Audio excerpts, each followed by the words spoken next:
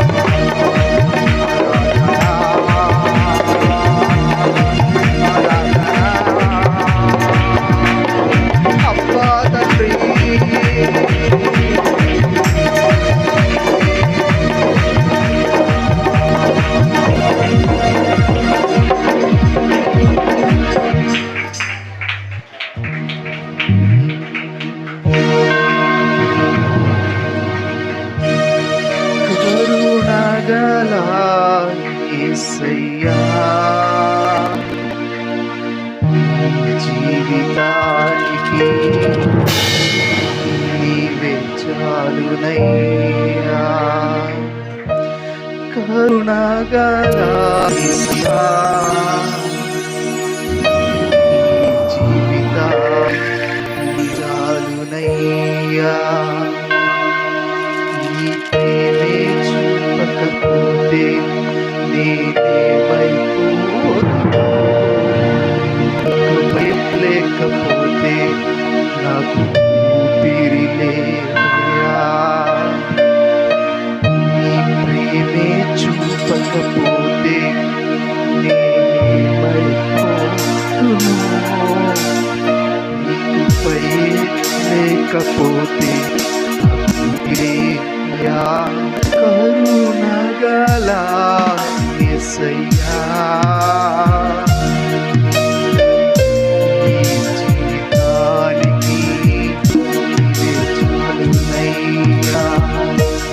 కరుణగల యేసయ్యా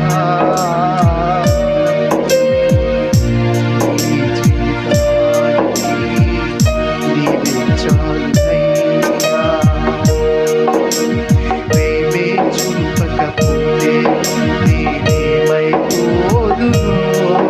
నీకుపై లేకపోతే ఊపిరి లేదయ్యా నీ ప్రేమే లేకపోతే నేనేమైపోదును అవసరము లేకపోతే నాకు ఊపిరి లేదయ్యా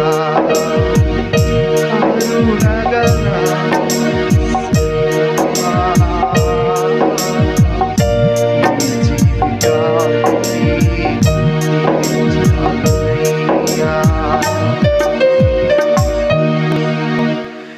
ప్రవ్వా నాయన యేసయ్యా మా ఈ దీన జీవితాలు ప్రవ్వా మీరే మాకు చాలు ప్రవ్వా మమ్మల్ని నడిపించడానికి నీవు చాలునయ్యా మీ మాట చాలు ప్రవ్వా మేము ఆధారపడడానికి ఏదైనా ఉంటుంది ప్రవ్వా నీవే చాలు ప్రవ్వా నీ కృప చాలు నాయన నీ సన్నిధి చాలు ప్రవ్వా ప్రవ్వా నీ కృప ప్రేమ ప్రవ్వా ఇటువంటిది ప్రవ్వా నాయన కరుణ వల్ల మేము బ్రతుకుతున్నాం ప్రభా ఈ లోకంలో బ్రతుకుతున్నామంటే తండ్రి ప్రభా నీ యొక్క కృపను బట్టి నీ యొక్క కరుణను బట్టి ప్రభా నా యొక్క జీవితాలను ఈ విధంగా మేము నడిపించుకోగలుగుతున్నాం రాజా యేసయ్య ప్రభా వచ్చిన ప్రియ బిడ్డలందరినీ ప్రభా పేరుకి వస్తుంది దీవించి ఆశీర్వదించి ప్రభా మరి ఏ అవసరం దక్కట్లో వచ్చున్నారు ప్రభా మరి హృదయాలను మీరు మరి అంతరంగాలు మీరు ఎరిగి ఉన్న దేవుడు తండ్రి వారితో మాట్లాడండి సహాయం దయచి ఆరాధన తండ్రిలో మీరే నడుచుకున్నామని ప్రాథమిక భాషను చేర్చుకుని ప్రతిఫలం దయచేయమని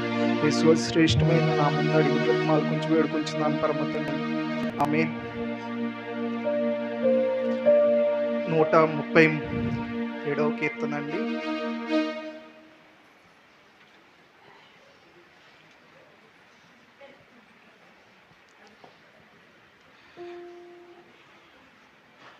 నూట 37వ కీర్తన మన మధ్యన ఉన్నటువంటి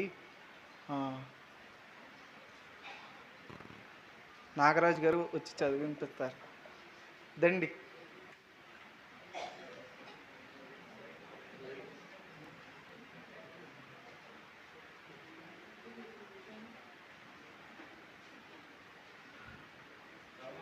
రమణమ్మ గారు రండి చదివింది.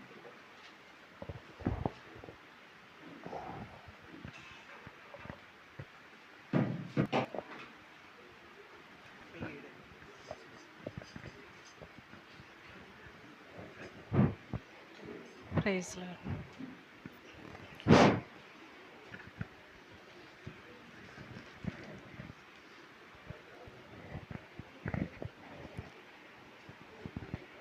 బబులోను నదిలో కూర్చుండి ఉన్నప్పుడు మనం సీయోను జ్ఞాపకం చేసుకొని ఏడ్చుకుంటుమి.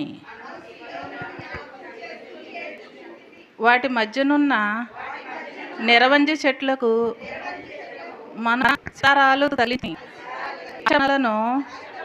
సెరగొన్న వారు ఒక కీర్తన పాడుడి అనిరి. మనల్ని బాధించువారు సియోను కీర్తనలలో ఒక దానిని మా వినిపించుడి అని మన వలన ఉల్లాసం కోరిరి.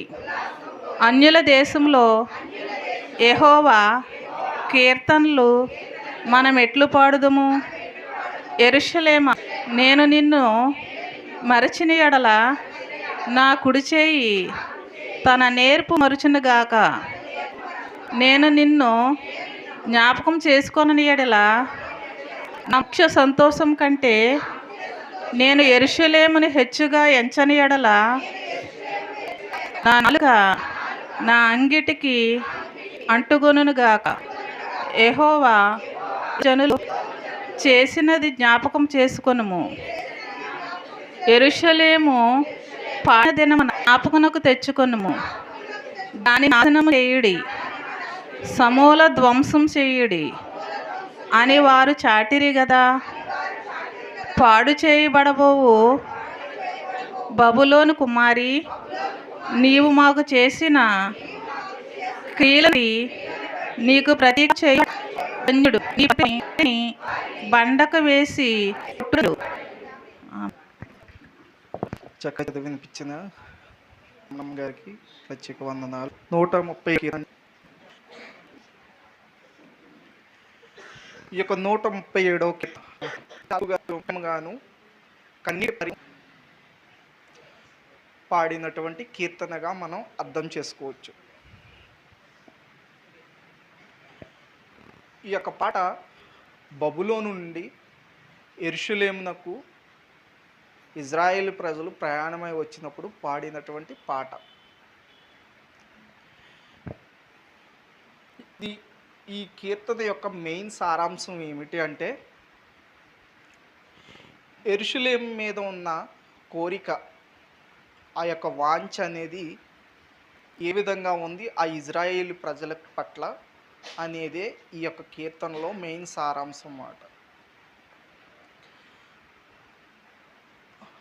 ఇజ్రాయేల్ ప్రజలకి వారి దేశం పట్ల, వారి రాజ్యం పట్ల వారికి ఉన్నటువంటి కోరిక, ఆ యొక్క వాంఛ ఏ విధంగా ఉంది అనేది ఈ యొక్క కీర్తనలో కీర్తనాకారుడు రచించారు. బబులోను నదుల యొద్ద కూర్చుండి ఉన్నప్పుడు మనం సియోనును జ్ఞాపకం చేసుకొని ఏడ్చుచుంటిమి. ఇజ్రాయెల్ ప్రజలు అనేక బాధలకు గురైనప్పుడు ఈ బబులోను నదుల యొద్ద ఇజ్రాయెల్ ప్రజలండి బబులోను కొనుకోబడ్డారు. బబులు వెళ్ళిపోయినప్పుడు అక్కడ వారికి అనేక ప్రతికూల పరిస్థితులు ఏర్పడినప్పుడు కొన్ని నది ఎగ్జాంపుల్ చేసుకోవచ్చు. ఉన్నప్పుడు కీర్తన గురించి రచించినటువంటి బబులోను యొద్ద కూర్చుండినప్పుడు మనం జ్ఞాపకం కొని ఏడ్చుచుంటిమి. వారు ఇజ్రాయేల్ ప్రజలు ఇక్కడ బబులోన్ దేశంలో పెడుతున్నటువంటి కష్టాలను గురించి వారు,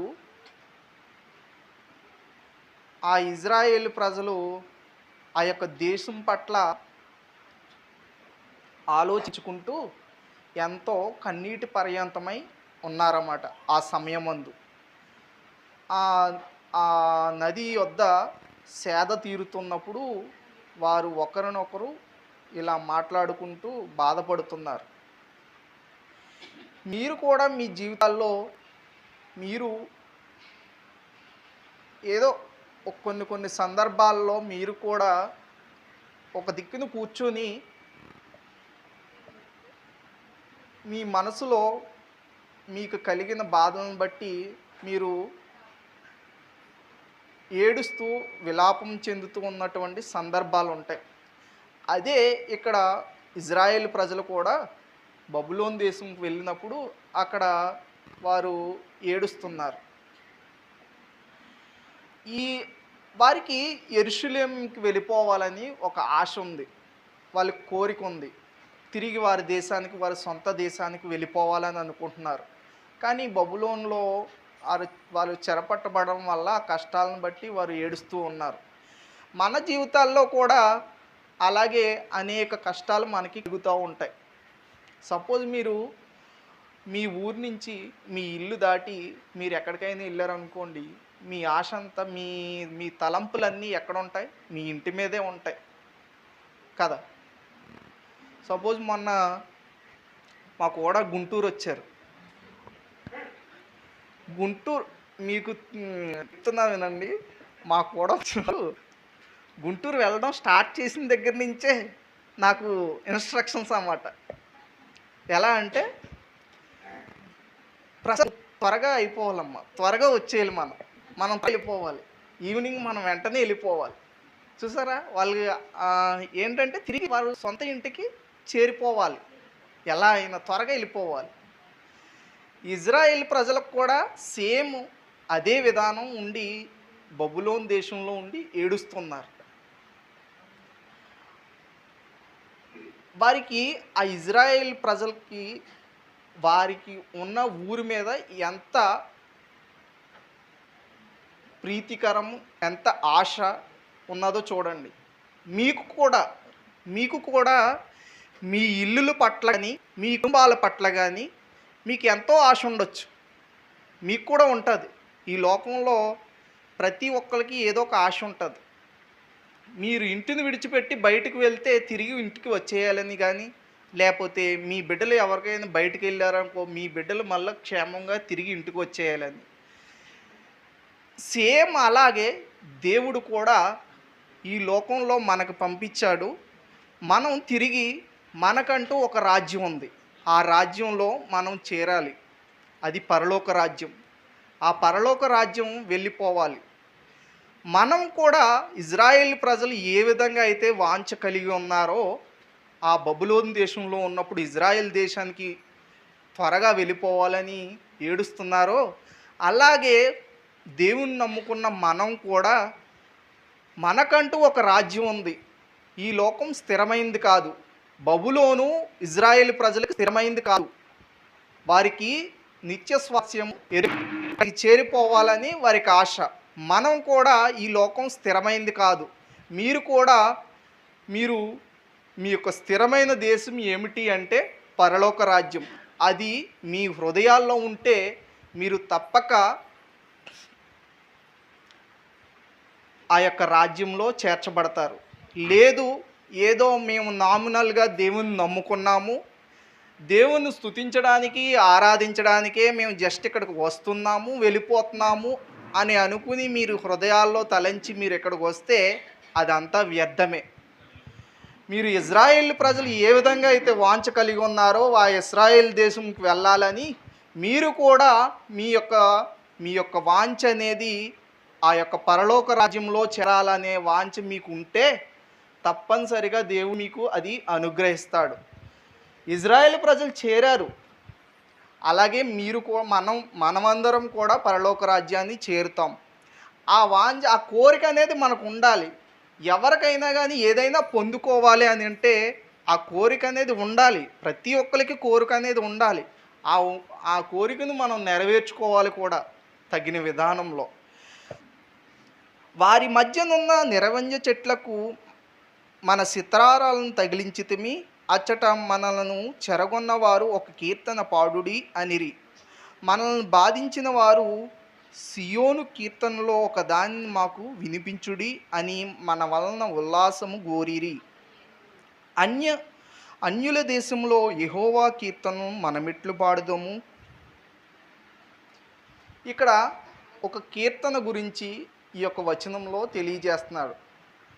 బబులోను దేశంలో ఉన్నటువంటి ప్రజలు, వీరు ఇజ్రాయేల్ ప్రజలు బందీగా ఉన్నారు. ప్రజలు దేవుని బిడ్డలు పాటలు పాడతారు, దేవుని పిల్లలు కాని వారు కూడా పాటలు పాడతారు. కానీ దేవుడు పాటలు ఎక్కడ పాడాలనేది ఇక్కడ తెలియజేశాడు. మీకు నచ్చిన చోట్ల పాడతానంటే కుదరదు. అక్కడ ఎగతాళి చేస్తున్నారు వాళ్ళు. బబులోను ప్రజలు ఇజ్రాయేల్ ప్రజల్ని వాళ్ళ సొంత ఉల్లాసం కొరకు దేవుని పిల్లల్ని పాట పాడమంటున్నారు. కానీ దేవుని పిల్లలు పాటలు పాడడానికి ఇష్టపడట్లేదు. వాళ్ళు బబులోను ప్రజలు వీళ్ళని ఏమంటున్నారంటే కీర్తన నా కోసం పాడండి, ఉల్లాసంగా మమ్మల్ని అంటున్నారు. కానీ సియోను ప్రజలు ఆ పాటలు పాడడానికి ఇష్టపడట్లేదు. ఇప్పుడు బయట పాటలు ఉంటాయి, ఆ పాటలు పాడడానికి అందరూ ఇష్టపడతారు. కానీ మీరు అక్కడికి వెళ్ళి దేవుని పాట వినిపించారనుకోండి, అక్కడ వింటారా ఎవరైనాని? వినరు. దేవుని పాటలు వేరు, ఆ సైతాను పాటలు వేరు. మనం పాడే పాటలు, పాడే స్థలాలు వేరు.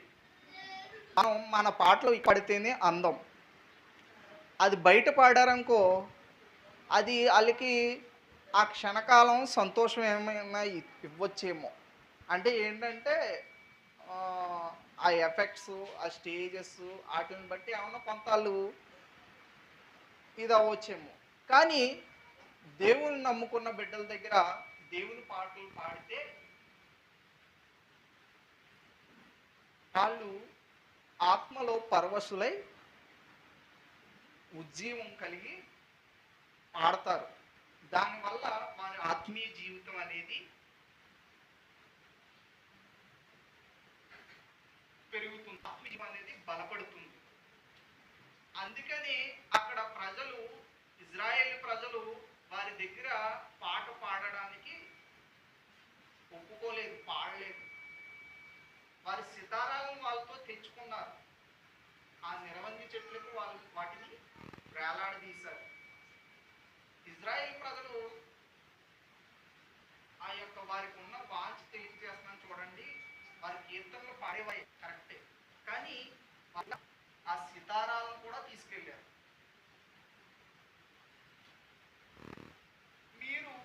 మీరు కూడా ఎంతమంది బైబిల్ తీసుకొస్తున్నారు దేవుని సన్నిధికి వచ్చేటప్పుడు? వాళ్ళు సితారాలను తీసుకెళ్లారు దేవుణ్ణి స్తుతించడానికి.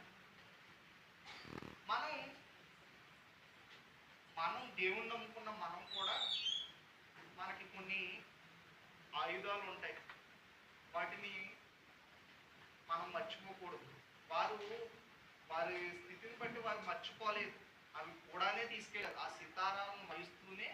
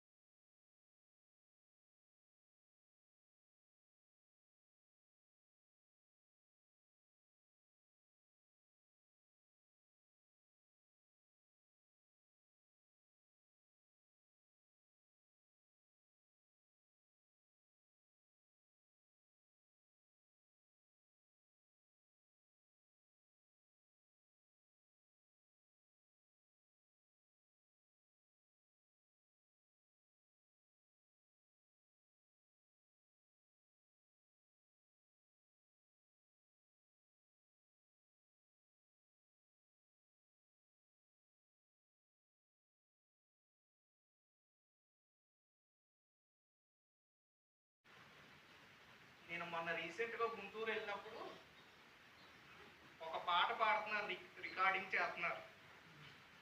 మా బామ్మద్ద అన్నారు,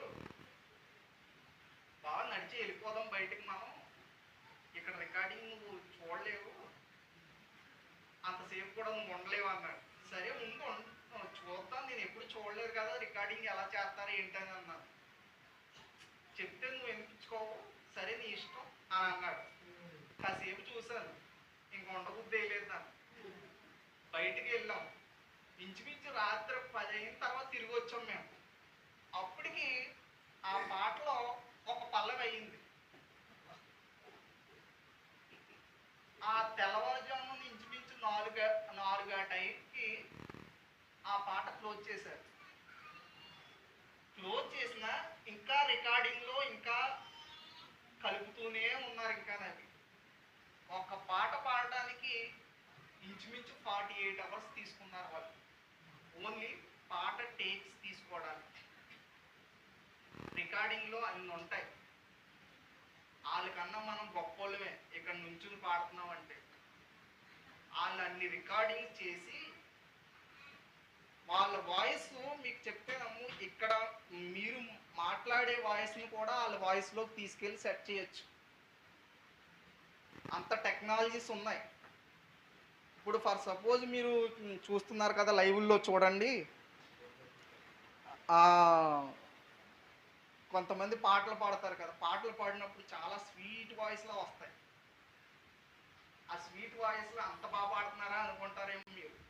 ఏముండదు, 4 లక్షలు పెట్టి మిక్సర్ కొంటే అందులోనే టెక్నాలజీ ఉంటుంది. ఆ మిక్సర్లో మీరు మాట్లాడితే వాళ్ళు ఎలా మాట్లాడుతున్నారో మీరు కూడా అదే స్వీట్ వాయిస్తో మీరు సాంగ్ పాడగలరు. మీరు గొప్పవారే, వాళ్ళు పాటలు పాడుతున్నారు, మీరు కూడా పాడొచ్చు. మీరు నా పాట బాగా రాదేమో, లేకపోతే నేను పాడలేమో అని మీరు పాడకుండా ఉంటే మీరు అలాగే ఉంటారు. వాళ్ళు పాటలు వచ్చే ఏదో పాడుతున్నారు, వాళ్ళు అలా వెళ్తున్నారు.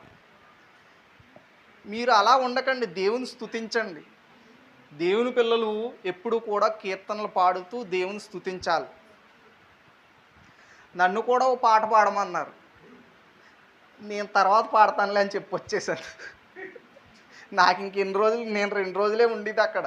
ఈ 2 రోజులు పాటతో సాగిపోయింది అనుకో, అంతే సంగతులు.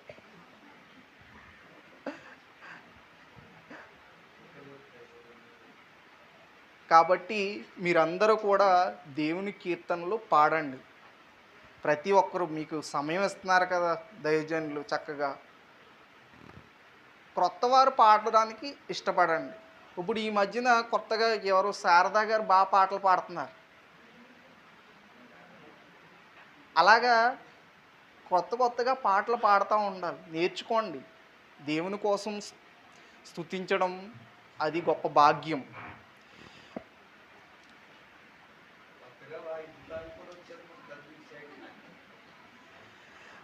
అలాగే ఈ యొక్క కీర్తనలో లాస్ట్ వచనం చూడండి, నీ పసిపిల్లలను పట్టుకొని వారిని బండకు వేసి కొట్టువాడు ధన్యుడు. అదేంటండి, పసిపిల్లలను బండకేసి కొట్టడం ఏంటి? అయ్యో చాలా తప్పు కదా, ఇదేంటి ఇలా రాశారు ఏంటి ఈ కీర్తనాకారుడు అనుకుంటున్నారేమో. పసిపిల్లలను బండకేసి కొట్టడం అంటే, మీ పిల్లల్ని మీ ఇంటి దగ్గరే బొజ్జో పెడితే అలాగే బొజ్జుంటారు. వద్దురా బాబు ఇంట్లోనే కూర్చో అంటే దేవుని దగ్గరికి తీసుకురండి. బైబిల్ గ్రంథంలో అనేక మంది దేవుని దగ్గర నడిపిస్తే వారు ఎంతో గొప్ప వారయ్యారు. అటువంటి వారిలో చాలామంది ఉన్నారు. సమూయేలు, తిమోతి, ఇలా వారందరూ కూడా వాళ్ళ తల్లులు దేవుని దగ్గరికి నడిపించారు. క్రీస్తు అనే బండ మీద కొట్టారు వాళ్ళని, వారి పిల్లల్ని క్రీస్తులో నడిపించారు. క్రీస్తు యొక్క, యేసు ప్రభు యొక్క శిక్షణలో వారిని నడిపించారు. కాబట్టే వారందరూ అంత గొప్పవారయ్యారు. కాబట్టి మీరందరూ కూడా మీ పిల్లల్ని ఇంటి దగ్గర పెట్టి రాకండి, దేవునిలో నడిపించండి. వారందరినీ దేవునిలో మీరు క్రీస్తు అనే బండ మీద వారిని కొడతా ఉండండి. దేవునిలో సరిగ్గా లేకపోతే మీరు మిగతా వేరే విషయాల్లో ఎలా ఉన్నా కానీ దేవుని విషయాల్లో వారిని బాగా నడిపించి ప్రోత్సహించి వారికి దేవుని విషయాల్లో కొంచెం శిక్షలు వేసినా పర్లేదు. ఆడు కానీ చర్చికి రాలేదనుకోండి, ఓ 2 దెబ్బలు వేసైనా చర్చికి నడిపించండి. అదేమీ ఆడికి ఏమీ నష్టం కాదు. వాళ్ళు దేవునిలో ఇంకా బాగా ఎదుగుతారు. దేవుని ప్రజలకి ఉండాల్సిన వాంఛది మీరు ఊరికినే దేవుని రాజ్యంలో చేరిపోవాలంటే కాదు. మీరు మీ కుటుంబం, మీ పిల్లల్ని మీరు ఎంతగా ప్రేమిస్తున్నారో వాళ్ళు కూడా మీతో పాటే పరలోక రాజ్యంలో ఉండాలి కదా. ఇంట్లో ఉంటారా వాళ్ళు? ఈ లోకంలో వదిలేస్తారా? ఇక్కడ ఉన్నంతకాలం, మీరు బ్రతికున్నంతకాలం మీరు ఎంత ప్రేమించినా అది వ్యర్థమే. మీతో పాటు వాళ్ళు పరలోక రాజ్యంలో మీరు చూస్తేనే మీకు ఆనందం. ఇంతకాలం ఉన్నారు మాతో పాటు, వాళ్ళు లేరు అలా అంటే కాదు. దేవునిలో ఉంటేనే మీతో పాటు ఉంటారు అక్కడ. ఇక్కడ ఉన్నంతసేపు మీరు ఇంట్లో బొజ్జో పెడితే వాళ్ళు ఇంట్లోనే ఉంటారు, లోకంలోనే ఉండిపోతారు, పరలోకం రారు. కాబట్టి మీరందరూ కూడా ఆ ఇజ్రాయేల్ ప్రజలు ఏ విధమైన వాంఛ కలిగి ఉన్నారో మీరు కూడా, మనమందరం కూడా యేసు ప్రభు ఇచ్చే ఆ పరలోక రాజ్యం పట్ల వాంఛ కలిగి, ఆ ఇజ్రాయేల్ ప్రజలు ఎలాగైతే యెరూషలేముకు చేరారో మనం కూడా పరలోక రాజ్యం చేరాలి. కాబట్టి మీరందరూ కూడా ఆ యొక్క హృదయాలను, ఆ యొక్క పరలోక రాజ్యపు వాంఛను కలిగి మీరందరూ కూడా దేవునిలో నడవాలని, మీరు మీ కుటుంబాలు క్షేమంగా ఉండాలని, దేవునిలో మీరంతా కలిసి కుటుంబంగా ఉండాలని చెప్తూ ఈ యొక్క మాటలు ముగిస్తున్నాను. దేవుడు ఈ యొక్క మాటలను దీవించును గాక. ఆమేన్.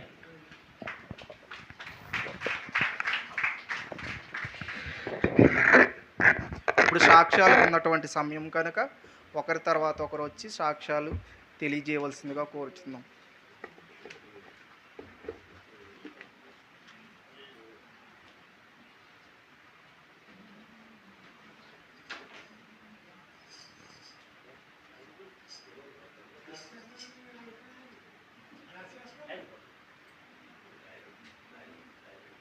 సాక్ష్యాలు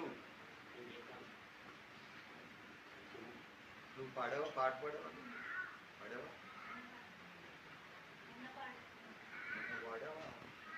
జాలపాడు రెండు పోతుంది మీరు చెప్పేది.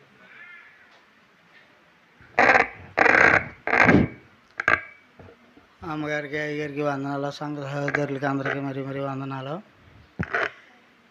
ఇక్కడ మేము అనుకోకుండా ఈవేళ ఈ పార్టీ ఇవ్వాల్సి వస్తుంది. మామూలుగా మొన్న శనివారం నాడు, నిన్నే శనివారం అన్నాను నేను, మా మనవని తీసుకుని మనవరాలు వచ్చింది.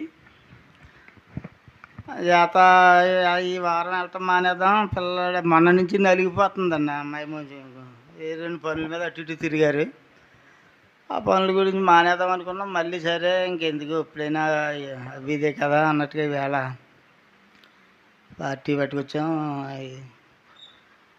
ఆ పిల్లలలో వాళ్ళగా ఏమిటంటే అండి, మాకు ఇబ్బంది. మాకు అసలు దేవుడు గొప్ప ఆశ్చర్యకరం ఏంటంటే, నాకు 5 ఆడపిల్లలు. 5 ఆడపిల్లల తర్వాత నేను ఫస్ట్ ఇది సాధ్యం ఎప్పుడు చెప్పలేదు, 2వ అమ్మాయికే ఆపరేషన్ చేసేయమన్నాను.